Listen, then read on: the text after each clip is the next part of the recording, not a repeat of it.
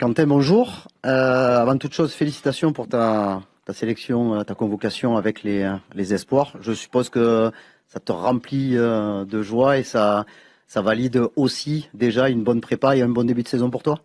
Oui, je suis très fier d'être sélectionné avec les espoirs. C'est toujours satisfaisant d'être appelé avec les espoirs parce que ça reste quand même quelque chose d'important quand on est jeune. Et oui, ça valide aussi mon bon début de prépa et mon bon début de saison puisque j'ai beaucoup travaillé cet été et c'est un peu la réussite de mon travail. Maintenant, faut continuer à l'entraînement, en match à être performant et trouver une bonne régularité. On vous a quitté dimanche soir avec un résultat décevant par rapport au contenu du match, notamment la première mi-temps et les 20 dernières minutes. Est-ce que vous avez réussi un petit peu à analyser ce qui n'a pas été dans le bon sens contre cette équipe de Reims, notamment les 20 minutes qui ont suivi le repos? Ouais, pour nous, c'était un résultat frustrant, vu la domination qu'on a eue à la première mi-temps, où je pense qu'on pouvait rentrer à la mi-temps avec une meilleure marge. Donc, mais après, c'est surtout, on a bien analysé le trou qu'on a eu pendant les 20 premières minutes de la deuxième mi-temps, où on a eu un manque total d'attention, d'agressivité défensivement. Et ça ne doit pas se reproduire, parce que, bah, comme on l'a vu, ça coûte cher, ça coûte 2 points. Et après, surtout après, ce qu'on a bien aimé, c'est la force mentale pour réagir, pour revenir au score. On aurait aimé avoir la victoire à domicile devant nos supporters. Mais bon, malheureusement, ça sera pour la prochaine fois. Ryan, pardon. Salut Quentin. Petite question sur ton positionnement. Tu parlais tout à l'heure de la préparation, tu as beaucoup travaillé. Quelles sont exactement les consignes du coach pour toi? Parce que tu joues latéral gauche, mais on t'a vu rentrer au milieu. Là, sur le match face à Reims, tu étais très très très haut et très excentré, quasiment collé à la ligne. Donc, quels sont le discours de Roberto De Zerbi pour ton poste? Merci. Bon, après, j'ai eu différents postes. J'ai eu de latéral gauche à milieu de terrain, de latéral gauche à ailier gauche. Match contre Brest, je suis resté milieu de terrain axial défensivement et offensivement. Après, j'ai la chance d'être polyvalent. Donc, parce que j'étais formé milieu de terrain, donc j'avais déjà quelques bases sur ce poste-là. Donc, le coach se sert de ma polyvalence. Moi aussi, ça m'aide, parce que ça m'enrichit dans ma carrière, pour apprendre d'autres choses. Donc après, il n'y a pas de consigne vraiment fixe, c'est juste prendre beaucoup de plaisir, être sérieux et être pour servir le mieux le collectif. Bruno. Oui, bonjour, je rebondis rapidement là-dessus avant ma question. On vous voit quand même très offensif, c'est qu'il y a des demandes particulières par rapport au côté droit, par exemple, où le latéral ne monte quasiment pas. Bah, c'est que c'est différent, parce que moi je suis un joueur qui est un peu plus offensif que le latéral droit, par exemple, ou à Bamo ou à Amir. Je suis un peu plus offensif, donc après le coach fait son schéma de jeu par rapport aux joueurs qu'il met. Il fait son équipe par rapport à son fonctionnement, comment il veut mettre son style de jeu en place. Donc c'est sûr que sur le match de week-end dernier, j'étais plus offensif parce que j'étais ailier gauche. Mais ça peut aussi m'arriver d'être dans la ligne de 3 derrière. Et moi, monter vers l'avant, je suis capable de le faire aussi. Et le coach a tout le choix de mettre où il veut me passer sur le terrain. Et vous parliez de votre excellent début de saison. Est-ce que vous avez l'impression qu'on a un nouveau Merlin par rapport à vos 6 premiers mois à l'OM, où c'était quand même plus difficile pour vous, notamment sur l'aspect défensif, dans une équipe aussi, il faut le signaler, qui ne tournait pas non plus super bien? Oui, après le nouveau Merlin, c'est surtout, je pense que j'ai aussi pris en maturité. Je sais que ici, il y avait un temps d'adaptation qui était important, où j'ai eu du mal à m'adapter, c'est vrai, mais là, je pense que j'ai pris conscience que je pouvais réussir, je pouvais prendre beaucoup de plaisir ici, et je pouvais prendre une place importante dans ce club. Jouer dans ce club, c'est toujours, franchement, il y a rien de mieux, c'est magique. Et pouvoir réussir ici, je pense que pour moi, c'est un rêve. Donc, je me donne beaucoup à l'entraînement tous les jours. Même en dehors de terrain, je commence à être beaucoup plus sérieux, beaucoup plus professionnel. Et ça, je le vois au quotidien. Je suis beaucoup plus performant. Donc, faut que je continue ainsi pour être le meilleur possible encore. Karim. Oui, 2 questions, s'il te plaît. La première sur l'importance de ce déplacement à Toulouse. On a l'impression, même s'il n'y a eu que 2 matchs, que votre style de jeu pourra vous permettre d'être assez offensif à l'extérieur. Qu'est-ce que vous attendez, vous, principalement de ce déplacement? Déjà, le plus important, c'est de revenir avec la victoire, puisque on doit avoir les 7 points avant la trêve. C'est important de pas perdre des points. On a déjà perdu 2 points le week-end dernier. Là, on doit prendre les 3 points. On doit continuer à faire mal offensivement. On doit réussir à avoir un clean sheet. C'est important pour nous, les défenseurs, et même l'équipe en globalité. Un clean sheet, c'est toujours rassurant. Donc ouais, c'est beaucoup de plaisir et revenir avec la victoire pour partir en trêve sereinement, on va dire ça comme ça. Et, tu parlais tout à l'heure de ta position, notamment contre Reims, où tu as joué quasiment ailier, collé à la ligne, en étant décisif sur les 2 buts. Pendant la prépa, tu étais plutôt latéral qui rentrait dans l'axe. À chaque fois, il y a une relation particulière avec Luis Enrique sur le côté, c'est-à-dire que quand tu dois passer derrière lui, comme ça a été le cas dimanche, lui rentre un petit peu plus dans l'intérieur. Vous avez pris quand même pas mal d'automatisme, vous jouez beaucoup plus souvent ensemble que la saison dernière. Qu'est-ce que tu peux nous dire au niveau de cette relation? Par rapport à Luis il peut jouer aussi dans le cœur du jeu en numéro 10. Son poste, c'est numéro 11, mais il peut aussi jouer en 10. Donc après, on a la totale liberté. Moi, imaginons, sur le match de Reims, je pouvais aussi me mettre en 10 et lui sur le côté. Donc ça aide aussi pour nous et ça déstabilise aussi l'équipe adverse parce que du coup, ils perdent un peu. Ils n'ont pas le même joueur toujours en face, c'est pas les mêmes qualités. Louis, c'est plus un joueur percutant qui va faire des 1 contre 1. Moi, un peu moins, qui aime bien retrouver les 1-2, les mises en relation avec mes coéquipiers. Donc après, pour nous, c'est une force parce que du coup, ça déstabilise aussi l'adversaire. Et puis, ça enrichit notre jeu. Donc la relation qu'on a avec Louis, franchement, ça marche plutôt bien. Maintenant, il faut continuer et on verra si on continue à être performant. Gatien. Oui, bonjour Quentin. Je voulais revenir sur également ta position, notamment lors de la première journée à Brest. On t'avait beaucoup vu au milieu. Je voulais savoir à quel point un joueur comme Pierre-Emile Højbjerg avait pu t'aider peut-être dans cette tâche-là. Et on aperçoit déjà son leadership sur l'équipe. Est-ce que tu le ressens toi aussi?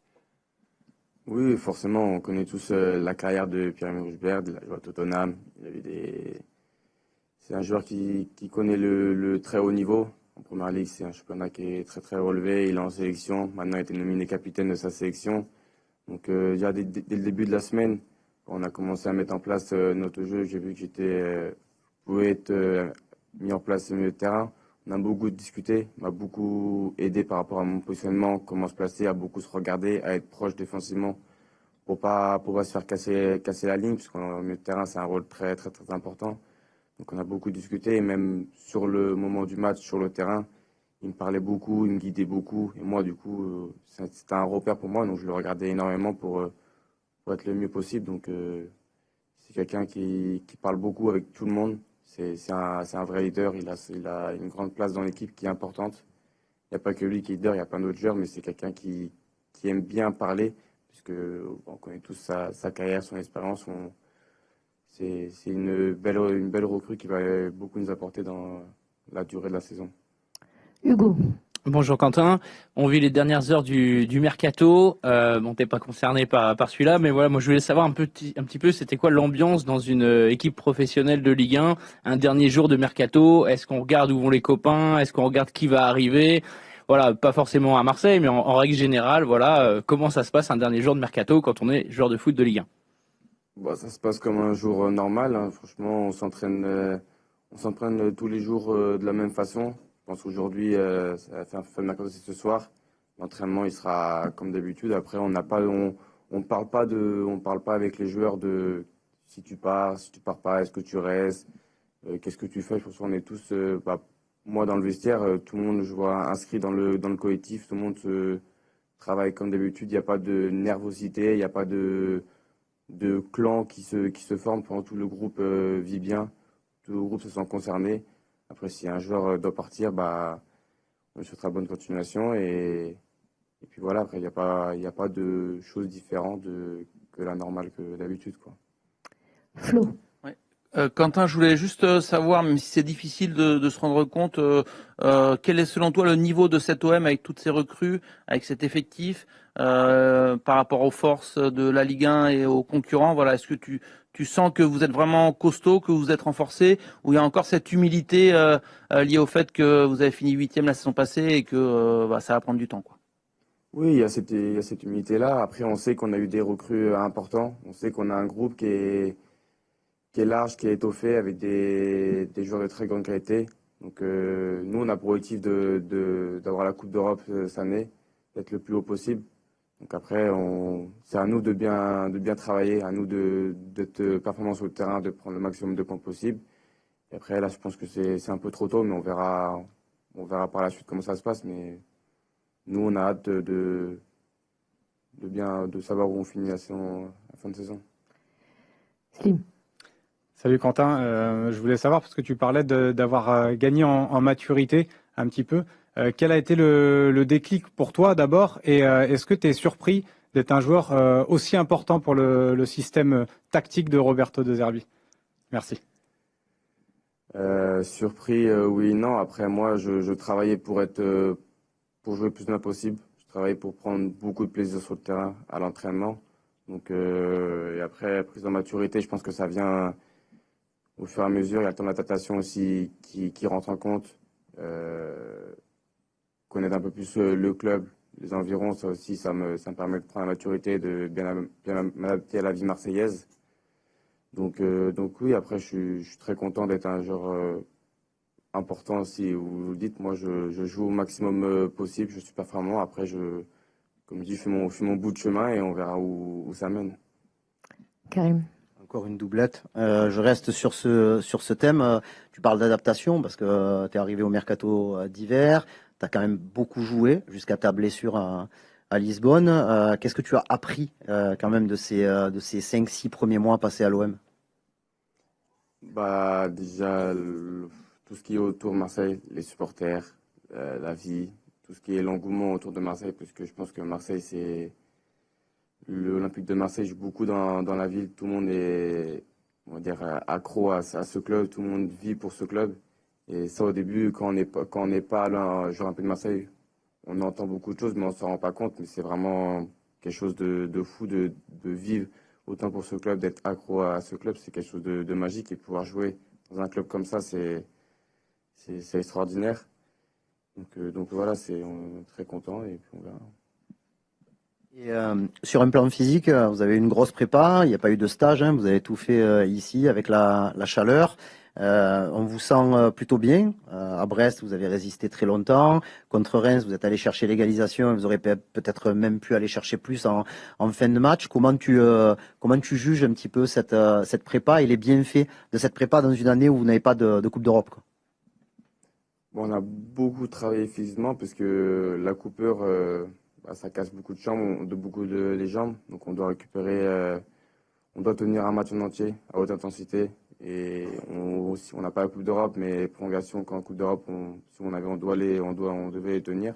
Donc on a beaucoup travaillé physiquement. Ici, on a commencé beaucoup à travailler tactiquement parce que le coach aime bien le jeu, aime bien prendre le plaisir sur le terrain. Et c'est important de bien comprendre ce qu'il veut mettre en place et comment on veut jouer défensivement, offensivement. Donc on a beaucoup travaillé et je pense que ça se voit sur le terrain, on assimile beaucoup mieux ce qu'ils demandent, les automatismes sont beaucoup mieux entre les joueurs. Donc après, on doit continuer encore à travailler pour être le plus performant et continuer à prendre beaucoup de plaisir. C'est le plus important. Bruno. Oui, deux questions. Est-ce que tu as l'impression que l'OM est une équipe qui est crainte en ce début de saison? Vous avez eu beaucoup d'occasions contre Reims, notamment sur la première période. Vous avez mis 5 buts à Brest.